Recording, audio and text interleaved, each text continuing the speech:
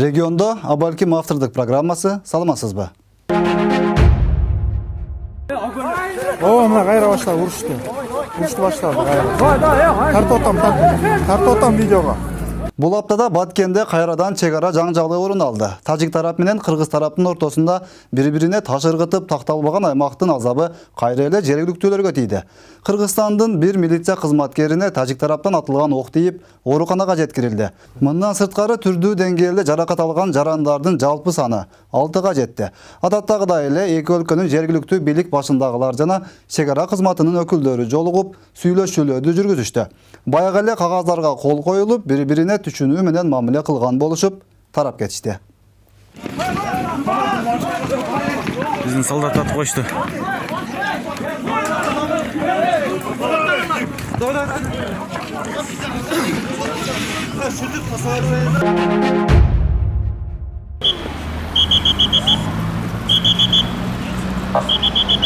Баткенде мындай абал орун алып турган чакта премьер-министр Мухаммедкалый Абылгазиев Жалал Абадта жүрдү.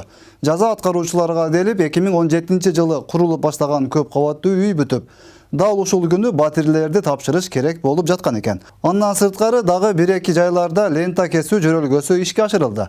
Абалким премьер-министр Жалал Абадтын жергиликтүү бийлик башындагылардан кайчы талашып, лента талашып жүрбөстөн Баткендеги чырды угарзамат ошол жака жөнөп кеткени туура болмок беле. Дегеле кыргыздын атка минерлери неге мынча кайчыга өч болуп лента кесүүгө өзгөчө шыктуу экенинен таң каласың. Абалким Баткенге кетип калсам лентаны ансыз да башка кыларга иши жок олтурган губернатор менен шаар мэри кесип салат да деп кызганды бекен.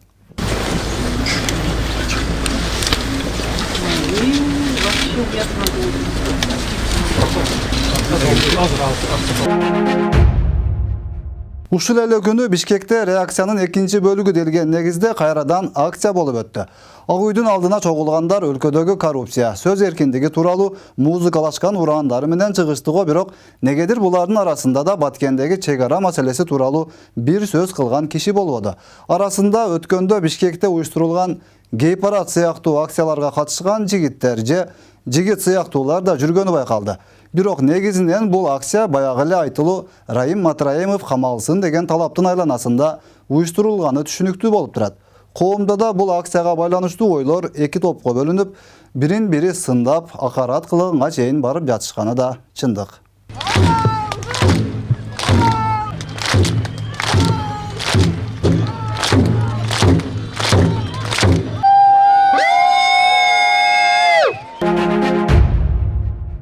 Реакциянын катышуучулары бийликке кызыл карточка көрсөтүп, катуу эскертүү берилгенин билдиришөңдүнөт.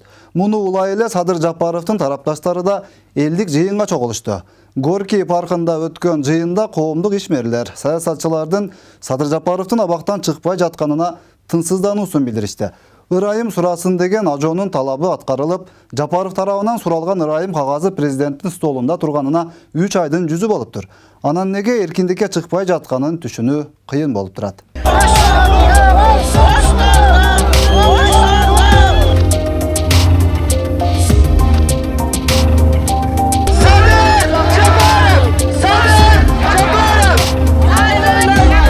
Урматтуу Сооронбай Шарипович, Садыр Нуркожоевичти чыгарып бериңиз.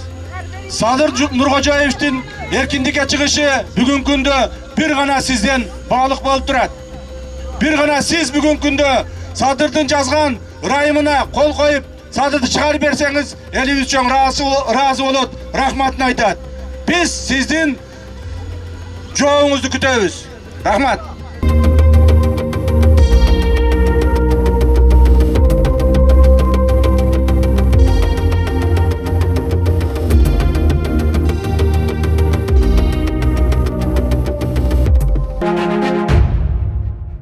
Абалким президенттин жумушу көп болуп турган чакта столундагы кагазга кол койгонго да убакыт таппай жүргөндүр.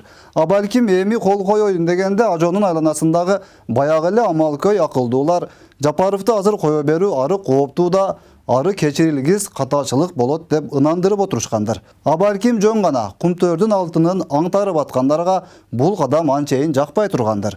Алтындын күчү кимдерди гана аргасын кетирбеди. Акчанын артынан кууп эл менен эсептешкенди каалабагандардын тагдыры да белгилүү. Саламатта калыңыз.